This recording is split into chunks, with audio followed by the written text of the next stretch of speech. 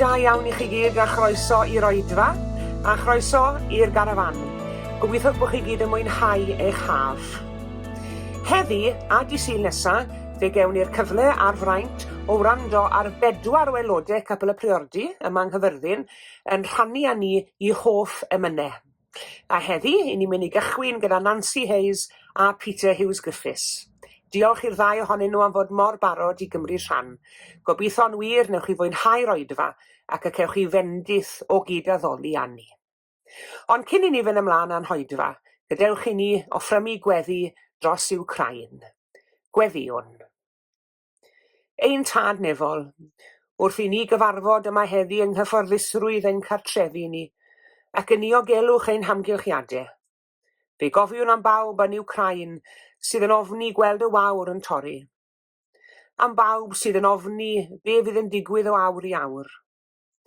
Am bawb sy'n pryderu am eu teuluoedd a'u cyfeillion, ac am eu dyfodol yn eu gwlad. Gweddiwn arglwydd am gymod, gweddiwn am ras ac ymynedd a dealltwriaeth, gweddiwn am heddwch, yn enw Iesu Grist tywysog tangnefedd. Amen.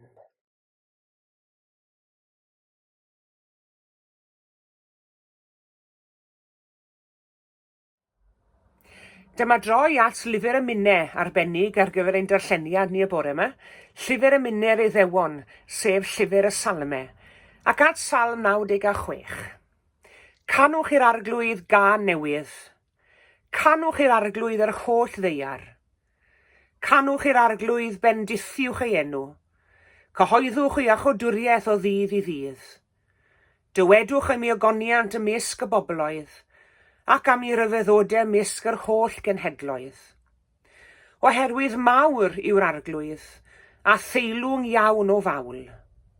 Yma i'w ofni'n fwy na'r holl ddiwiau. Ei lunod yw holl ddiwiau'r bobloedd, ond yr arglwydd a wnaeth y nefoedd. Yma yn rhydedd a mawredd o'i flaen, nerth ac ogoniant yn ei gysygyr. Rhowch i'r arglwydd dylwythau'r cenhedloedd, rhowch i'r arglwydd am rhydedd a nerth.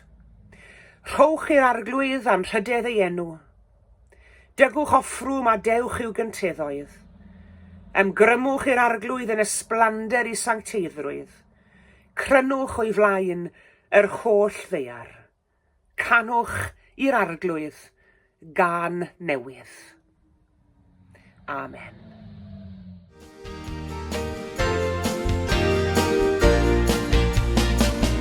There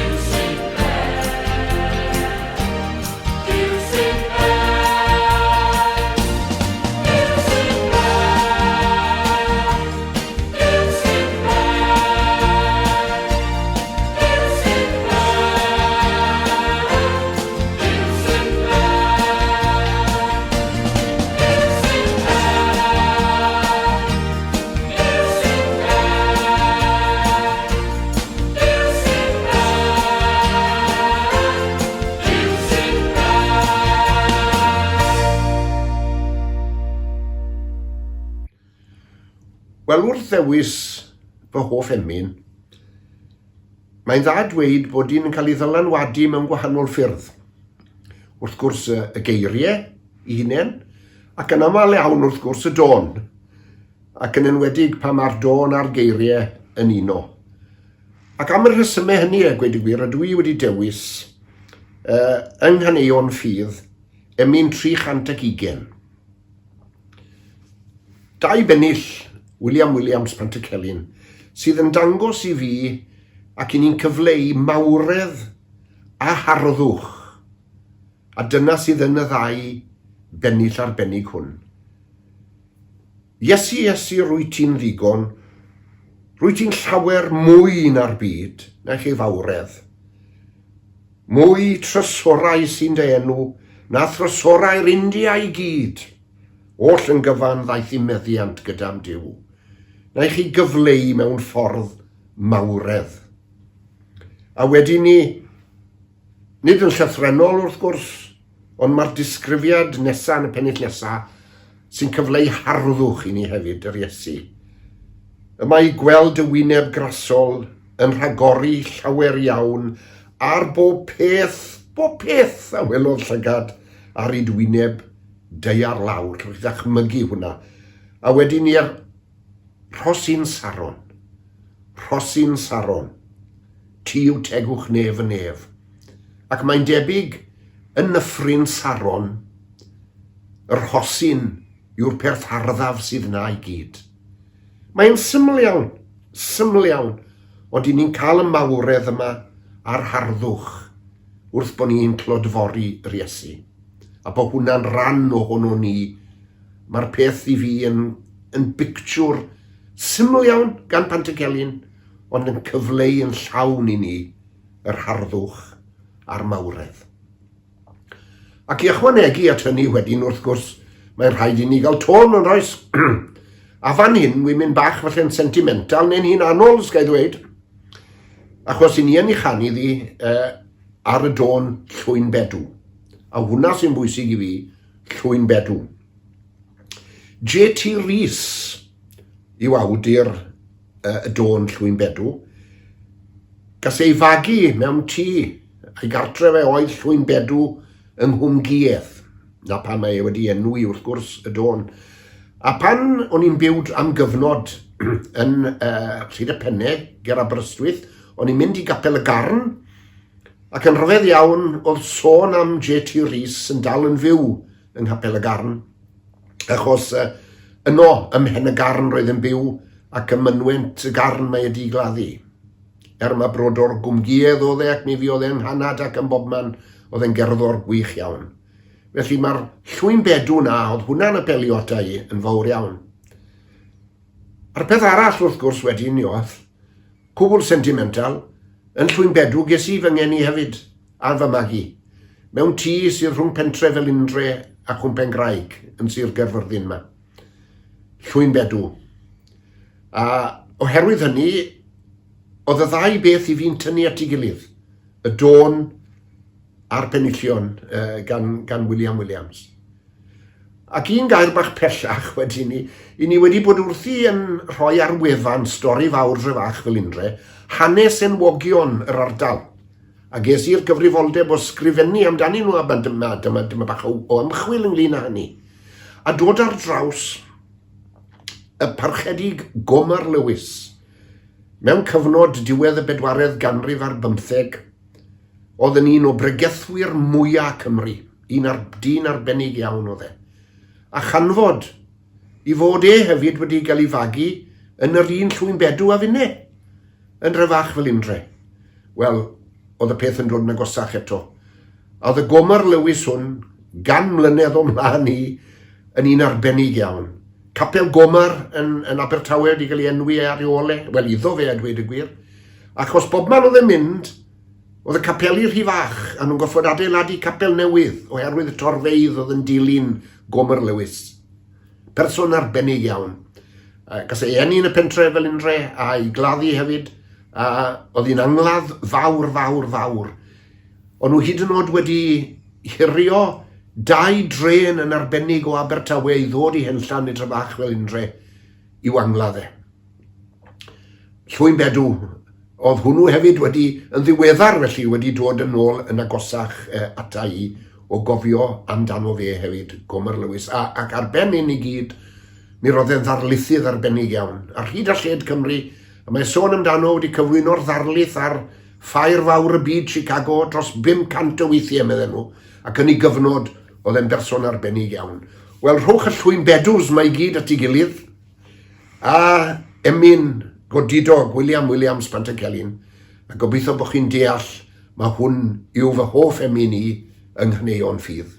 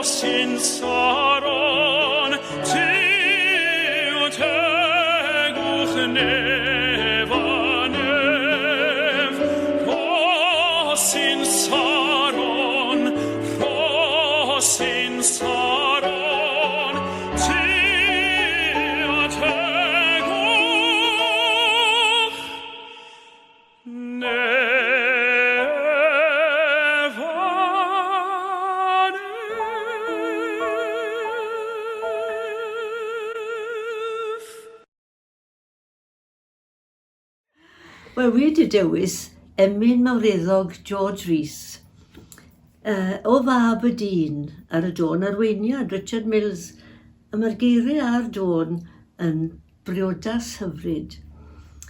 Roedd e'n fardd ac emynydd, a mae ganddo fe 4 emyn yn Caneuon Ffydd, ynghyd â chyfieithad o fab y dyn. I'r Saesneg, wrth gwrs, o'i eiddo hefyd, o Son of Man.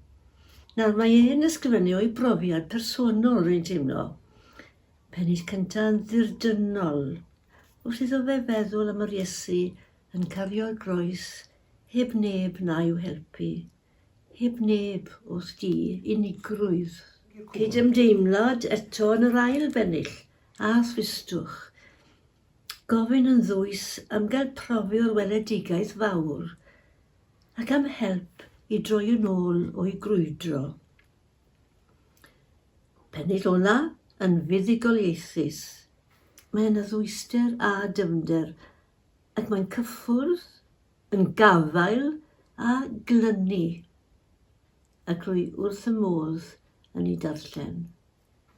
O fab y dyn, eneiniog diw fy mrawd am ceidwad cri, ymlaen y cerddais dan y groes a'r gwawd, heb neb wrth di. Can llosgi wnaeth dy gariad pur bob cam, ni allodd angau hun ddiffoddi'r fflam. Gyrhaeddus ddibyn dy anturiaeth ryd drwy boenau mawr. Gwelais di dan faich gofidiau'r byd yn gwyro I lawr, ac yn dy ochau'n dwys a thryllio glef, yn galw'r afrarloniaid tua thre. Rhwy'n i'r weledigaeth fawr am 3 crwydro ffôl, I ddilyn hyd y llwybrau dyrus di, heb syllu nôl. A moes dy law I mir ei ddila fi'n, ac arwain fi mewn i'r fyd dy hun. Tydi yw'r ffordd, a mwy na'r ffordd I mi, tydi yw'n ngrym, pa les ymdrechu farglwydd heb o ti, a minnau'n ddim. O rymus un, na wybil o frhau, dy nerth am ceidw innau heb lysgau.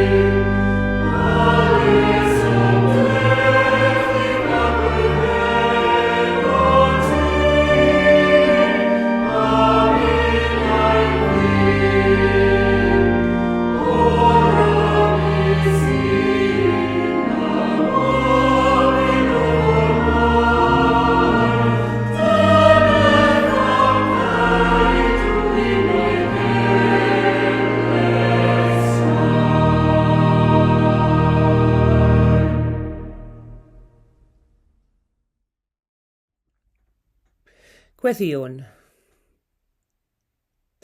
Molwn di o ddiw ein tad, ein crew'r ancynhaliwr. Molwn di Iesu Grist, ein hachubydd a'n gwaredwr. Molwn di ddiw'r ysbryd glân, ein diddanydd a'n heriolwr. Y clod y mawl y parch a'r bri, fo byth I enw'n harglwydd ni. Ac o dad nefol I ni'n dod at ein gilydd i'r oedfa hon heddi, gyda'r geiriau hynny yn sownd yn ein calonnau ni. I ni'n diolch I ti arglwydd am y cyfle hwn I daddoli di. I ni'n diolch I ti am gyfle I werthfawrogi tystiolaeth Nansi a Peter.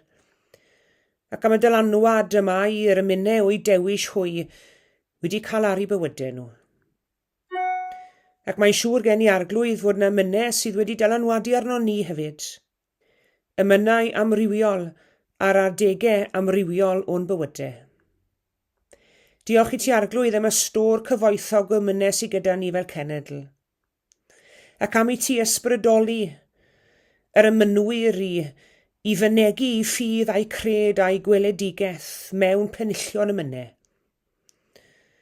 Dy fod ti hefyd wedi donio cerddorion i greu emyn-donau rhagorol iawn, ac am y briodas i'r rhwng yr emyn-donau a'r geiriau. Diolch i ti am gyfraniad emynyddiaeth i ganiadaeth y cysegr, ac yn arbennig i'n haddoliad ni y bore yma. Diolch Arglwydd ein bod ni'n medru dyfolu di drwy ganu mawl i ti, ond dyfolu di hefyd trwy ddarllen dy air di, a rhannu dy air, a hyd yn oed drwy danerch di mewn gweddi fel hyn.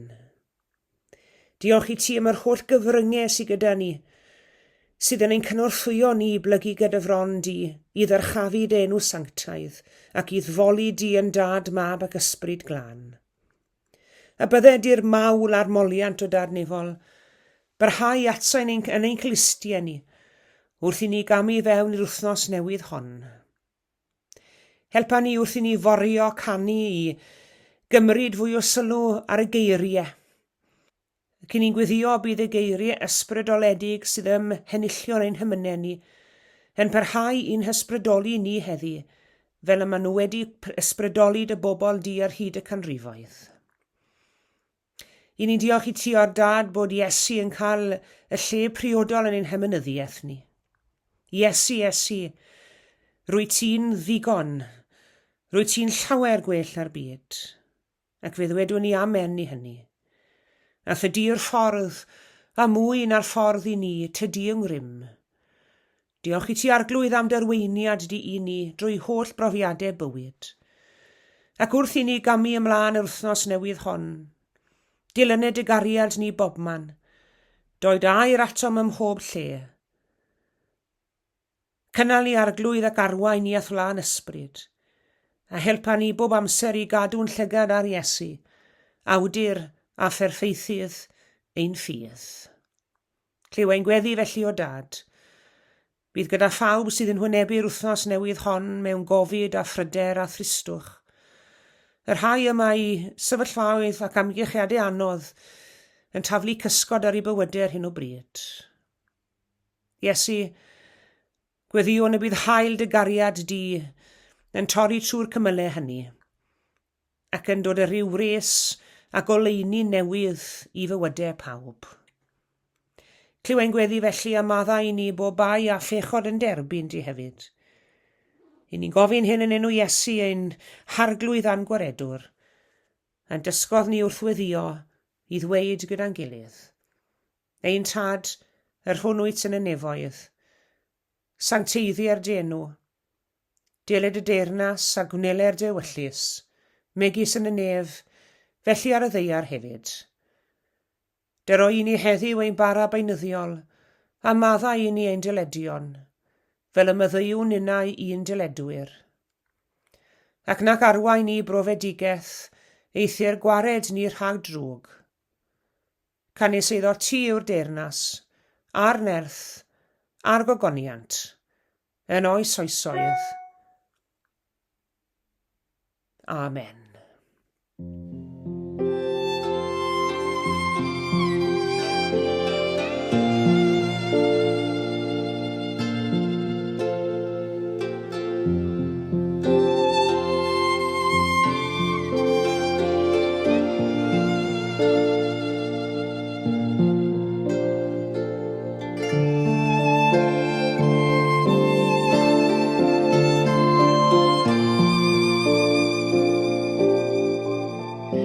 Diolch yn fawr iawn i chi gyd am eich cwmni yn yr oedfa heddi. Tan y Sul nesaf, cadwch yn ddiogel ac yn iach, a gras ein harglwydd Iesu Grist a chariad Duw, a chymdeithas yr ysbryd glân, a fyddo gyda ni oll.